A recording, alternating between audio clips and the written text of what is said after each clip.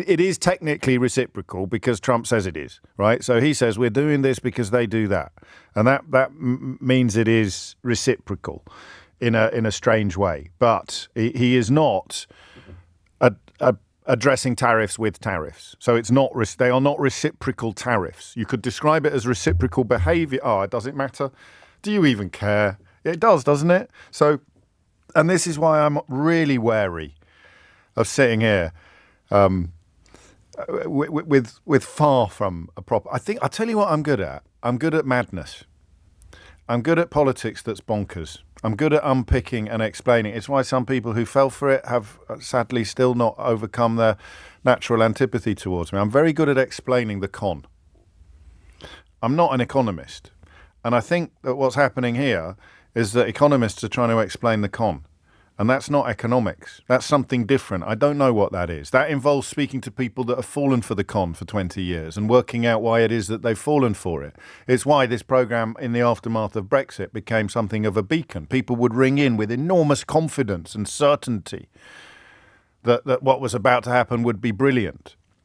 Daniel Hannan, the world's wrongest man, of course. It's nearly come. I think it's June 25th, Daniel Hannan Day. That article he wrote about, it's June the 25th, 2025. And then pages and pages and pages about how brilliantly Brexit had gone and how we were all richer and happier and we'd all grown 3 inches and eating filet mignon for tea every night. He's back. 20th of September 2020, he wrote, Trump's flaws are many, but he'd be better for Britain than Biden. If Biden wins, the free world may find itself longing for a stronger Anglo-American alliance. And then a few moments or a few years later, today, in fact, when the Trump presidency ends in ignominy, a lot of the people now cheerleading him will deny ever having backed it. And I mean, what does that level of self-deception involve? Daniel Hannan cheerleading for Trump. 5 years later, say, a lot of the people that cheerleaded for Trump will deny that they were ever involved in it. Yeah, I'm so clever. Give me a peerage. Too late. Boris Johnson already has. So the world's wrongest man is there today. Yeah, you're right. The truth always matters. So I'm good at explaining the con because I have been blessed over the years with loads of conned people ringing me and trying to tell me why I'm wrong. I don't get it as much with Trump now. I'm reminded of one call that we took, I think, when he was fighting with the mayor of London. And someone said, I don't care that he lies all the time. I just love it because it upsets people like you and Sadiq Khan. So you initially laugh and then you balk a bit, but then years later you realise that's actually quite significant. But I don't know that this is working on that front. I don't know that people who think that they're fans of Donald Trump, because, and let's not beat about the bush here, he's made racism fashionable again. That's the only real reason these people have when push really comes to shove, when you really boil things down to brass tacks, if you'd allow me to mix my metaphors momentarily. What he offers people is a green light for their bigotry. It's why and he means it, I think, it's why the diversity, equity and inclusion program is simultaneously hideous and popular with racists. That's what he has given them. That's what he does. So apart from that, who is going to go, yeah, I'm really glad he's hurting me? And then I think back to the calls I used to take from people who said, I know I'll be poorer, but I don't care because sovereignty. And anyone who is still trying to straddle Brexit and Donald Trump, support for Brexit and support for Donald Trump, is going to have to come up with yet another definition of sovereignty, aren't they? Because this does not make us look very sovereign at the moment. Just hoping that we might be exempted from the crass, obnoxious belligerence that he's bringing to bear on every country in the world at the moment. So where does sovereignty slot into that equation?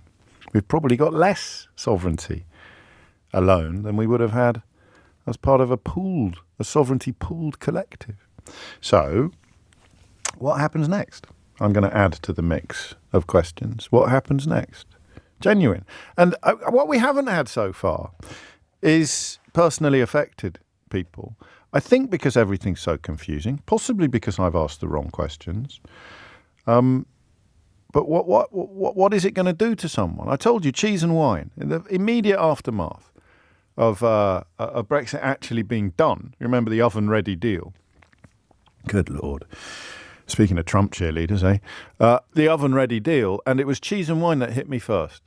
cheese exporters and wine importers explaining to me how their businesses were going to be completely decimated. Now, they would survive. I think one of them had to make a big investment in continental Europe and ultimately sold the business. But business people do that. It's why they deserve more respect than they get from some people on the left. Business people keep us all afloat, and they will get through obstacles. So you introduce red tape and regulations, business people have to find ways to cut it. I have a friend who's a greengrocer, actually. There's a word you don't hear very often. Greengrocer. It's like a bag of shopping. So he has to deal with the red tape, and he shows it to me. He sends me pictures of everything that's changed and the difference. But they have to get through it, because if they want to stay in business, they have to deal with the new reality. And all we do is kind of cross our fingers and hope that they'll pull it off. Otherwise, our shelves will be stripped bare and we'll have less stuff to buy. So what is the next stage?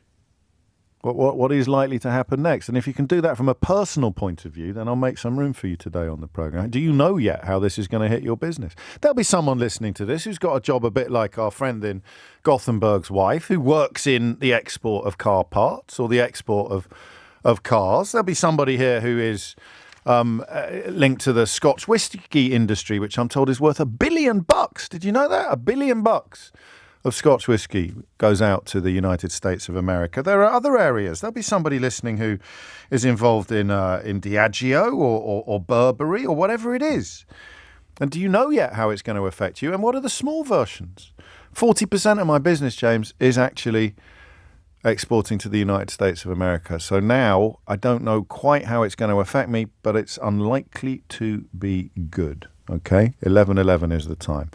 And just in case you're having a bad day, I am here to remind you that it could be worse. You could be Daniel Hannan, who wrote in 2020 that Trump's flaws are many, but he'd be better for Britain than Biden, and wrote this morning that all of the people who are cheerleading for Trump will deny that they ever backed it when the Trump presidency ends in ignominy. Good Lord. Hello, darkness, my old friend.